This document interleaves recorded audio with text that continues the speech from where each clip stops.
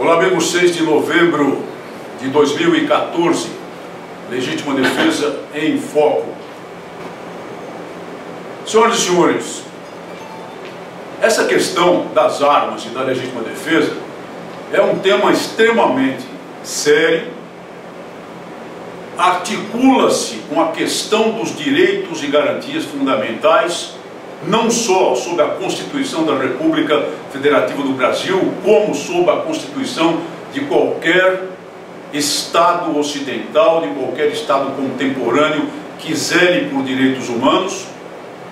muito especialmente aqueles que mais vigorosamente tratam de tais temas. Nesse sentido, é de se registrar e festejar o resultado eleitoral das eleições parlamentares recém-terminadas nos Estados Unidos da América, que mostraram a manutenção do controle da Câmara dos Deputados pelo Partido Republicano, onde estão as pessoas que zelam por esse direito naquela grande nação, e uma guinada de tomada de controle do Senado pelo mesmo Partido Republicano. Senado que era controlado com folga pelos partidários de Obama, organizados no Partido Democrata. É uma boa notícia porque ajuda a afastar daquela grande nação as ameaças desarmamentistas que obviamente costumam se propagar, como tudo que é bom ou mal se propaga daquele país para todo o resto do mundo. Resultado auspicioso em termos políticos para as nossas teses. Mas vejam só, falar de armas é falar do emprego de determinados instrumentos para determinadas situações, para determinados objetivos, sempre no foco da legítima defesa das pessoas, dos cidadãos, a defesa dos cidadãos por parte do Estado, com as armas à disposição do Estado, a defesa dos cidadãos por si mesmos quando o Estado armado lhes falha. Em termos de uso proporcional e em termos de uso progressivo, um instrumento importante a ser utilizado pelas forças policiais é a popularmente conhecida bala de borracha. Projéteis de plástico, de elastômero, que são utilizados, disparados de armas de fogo comuns. Por exemplo, uma espingarda calibre 12 pode disparar um projétil desse com o intuito de controlar distúrbios civis, de controlar tumultos, de controlar a agressividade de pessoas que numa massa percam às vezes o seu sentido de identidade individual, percam o sentido do respeito à lei e passem a se exceder até mesmo no direito de manifestação. O projétil de borracha, na verdade, foi algo muito bem pensado, porque ele acabou com a necessidade dos embates físicos diretos entre as forças policiais, especialmente as unidades de choque, como nós temos no Brasil, na maior parte das polícias militares, e os que participam do tumulto. Esses embates físicos, que se caracterizavam muitas vezes pelo emprego por parte dos policiais de bastões de borracha, os cacetetes,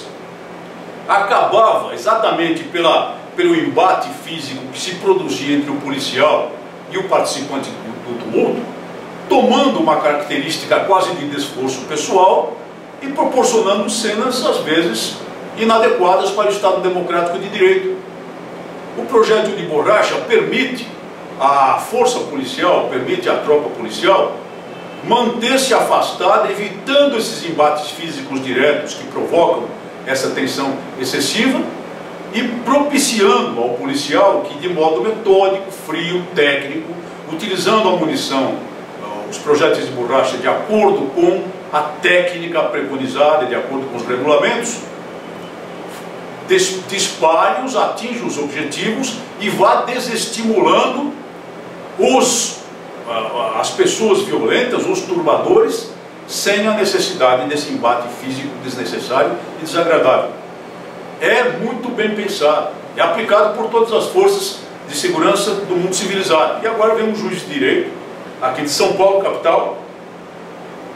E no bojo de um mandado de segurança da Defensoria Pública de São Paulo, que parece se esmerar em proteger facínoras, proíbe a Polícia Militar de usar esse tipo de munição em manifestações, sem enxergar, porque não quer enxergar, que a força pública utiliza esse material contra os turbadores e não contra as pessoas que participam de manifestações pacíficas.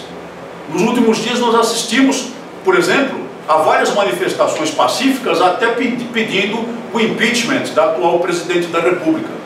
Alguém viu a necessidade de intervenção da força policial? Não. A força policial estava lá apenas para proteger os manifestantes, como é de seu papel também, aliás, o principal papel em manifestações que fossem pacíficas, e não teve que intervir em absoluto, porque a manifestação era pacífica, uma manifestação legítima, uma manifestação que deve se repetir, mas pacífica.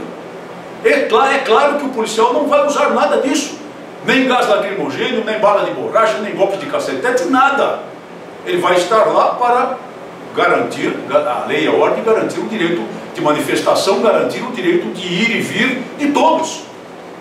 E esse juiz não enxerga, mas não é porque ele é cego, é porque ele não quer enxergar. E nos diziam os nossos avós, né? O pior cego é aquele que não quer ver. Muito provavelmente porque está contaminado ideologicamente e dá uma decisão burra dessa, exatamente por estar contaminado ideologicamente. As armas são necessárias nas suas diversas apresentações. O que nos deve preocupar em termos de segurança pública e direito à legítima defesa não é a força policial dispor de balas de borracha e utilizá-las quando necessário contra turbadores, e sim a conduta do governo brasileiro, que se verifica claramente na tentativa de empalmar e centralizar o controle policial, sinalizando para o Estado policial, como se verificou numa entrevista dada à CNN no dia 9 de outubro pela atual detentora do poder, infelizmente reeleita agora, Dilma Rousseff, a dizer que as polícias não devem ficar sob controle dos estados. Ela quer toda a polícia sob controle dela. Como aliás acontece lá na Venezuela, onde a liberdade está por um fio, onde qualquer tentativa de manifestação pública pacífica é simplesmente dissolvida, e não é a bala de borracha não, é dissolvida pelos tontom-aputes do regime, com um disparo de armas de fogo mesmo para matar manifestantes, onde praticamente não há mais liberdade de manifestação, e onde agora, logo no dia 28, logo depois da eleição, isso não é coincidência, vieram membros do próprio governo bolivariano, como se diz lá, para se articular com os membros do movimento Sem Terra do país, no sentido de ensinar-lhes técnicas revolucionárias. Isso aqui não é boato, está no próprio site do governo venezuelano, do governo bolivariano, como se diz, da Venezuela,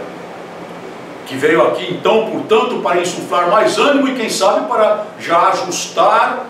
certos suprimentos que nós sabemos muito bem, porque o que querem é tentar desarmar os oponentes potenciais, mas mantendo armados os aliados potenciais, os amiguinhos do poder.